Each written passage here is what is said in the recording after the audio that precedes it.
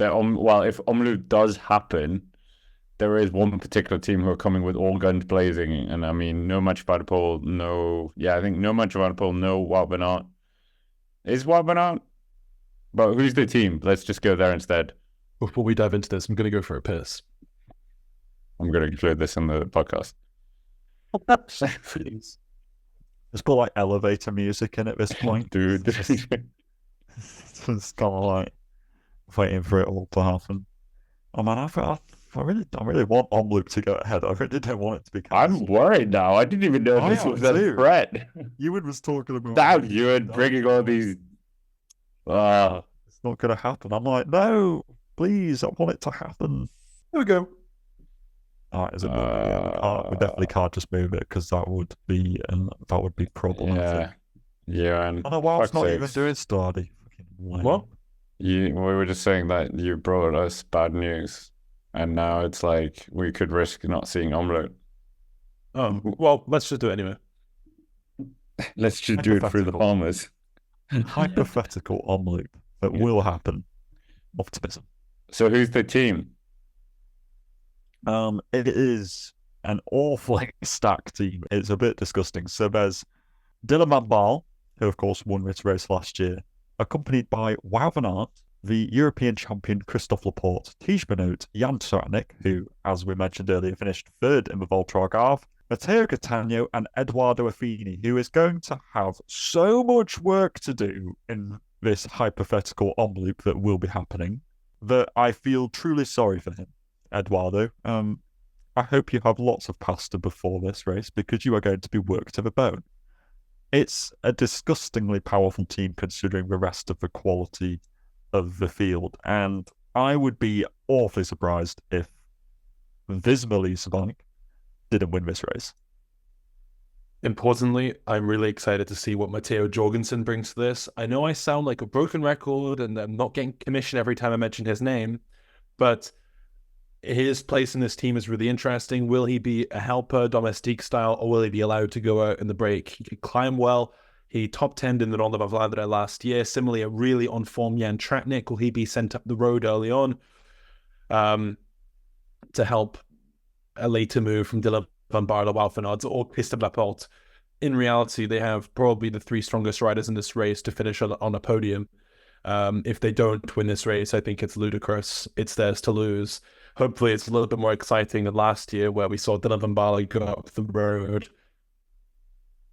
And yeah, hopefully it's a little bit more exciting than last year where we just saw Dylan van Baarle go up the road, everyone look at each other. So yeah, it'll be interesting to see because this team is going to be monster. It's going to be Giga. It's going to be nuclear. It's going to be biblical. It's going to be Chernobyl. You know, it's going to be off the scales. And we're going to have to get used to this in the next month. I just think I'm confused as to how this team is going to work out, to be honest with you. There's a couple of unknowns in here, like Laporte, we haven't seen so far this year. Again, correct me if I'm wrong, but I'd guess like Jorgensen hasn't raced so far this year. Affini, I mean, he'll just be the domestique, but it's the kind of Van Baarle hasn't raced this year, although that didn't stop him winning last year. But there's, Van Baarle, Wout, Laporte, Tratnik, Jorgensen.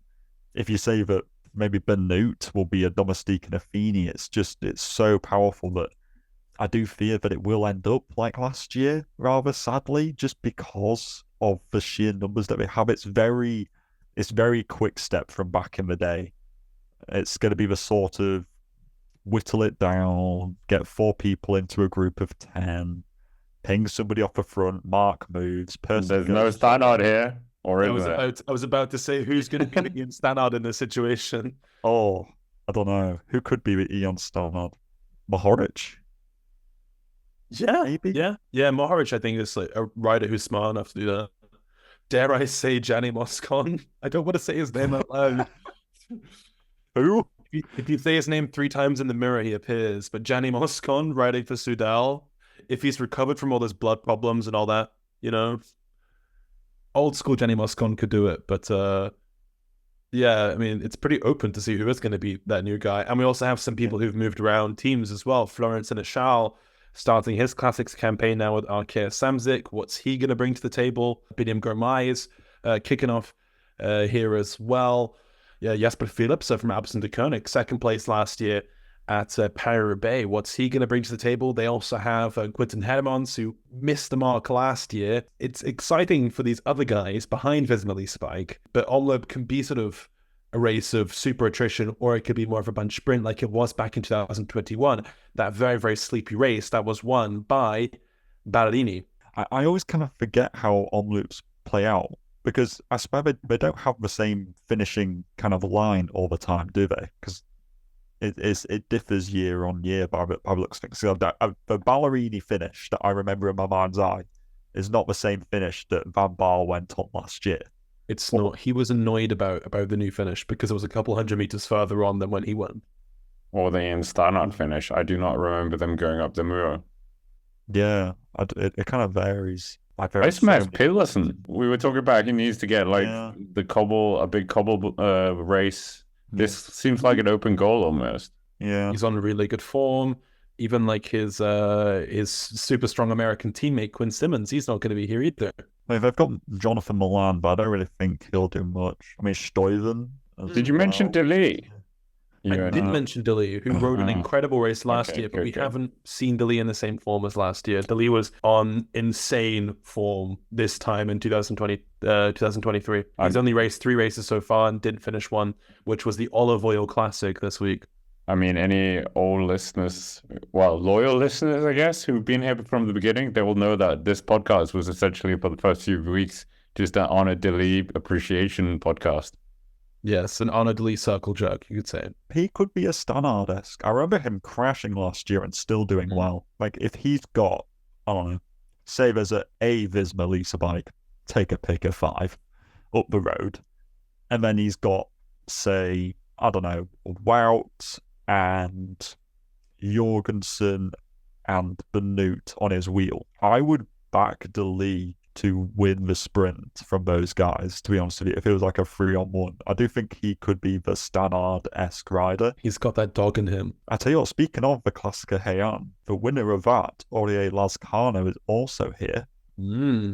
Of course, he did quite well in Dwars-door-Vlaanderen last year. I expect him to make a pretty big impact. He could be quite an interesting rider to watch. Considering Movistar never really do that great in the Cobble Classics, it's good that they've got somebody to root around. Well, we have a long list of UN favourites in terms of riders, but I think that is one of the Patrick favourites. Lazcano. Yeah, he has to be. Alongside Bassato, Ben Turner, Fisher Black, and Max Poole. Since it was mentioned, should we talk about the Olive Oil Classic? Classica Heian. If you want. Yeah, okay. I think we're gravel race. This is where Poggy took his first win last year, on my birthday last year.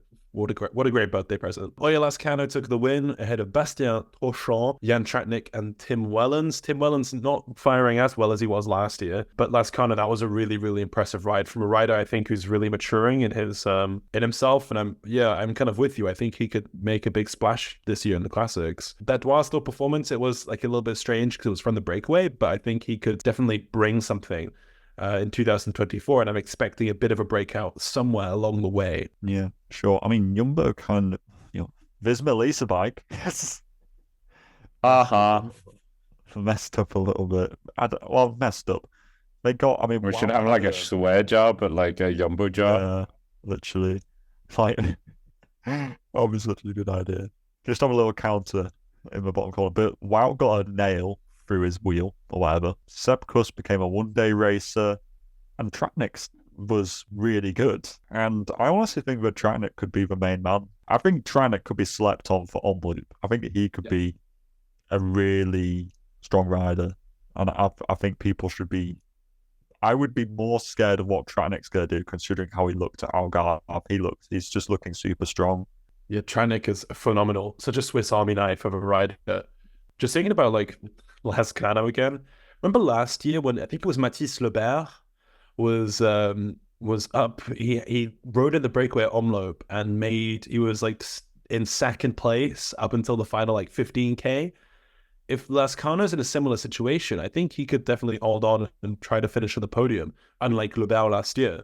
Yeah, I definitely think that Lars Kana would be like an ideal person as like to do an anticipation move from a little bit further out and then gets caught by one of 5 Visma Lease bike riders, and then it's kind of like a 2 up to the line. I would not surprise me at all if the podium was something like Tratnik, Lascano, Philipsen from a sprint behind or something like that. Like that would be a completely reasonable podium for me, I think.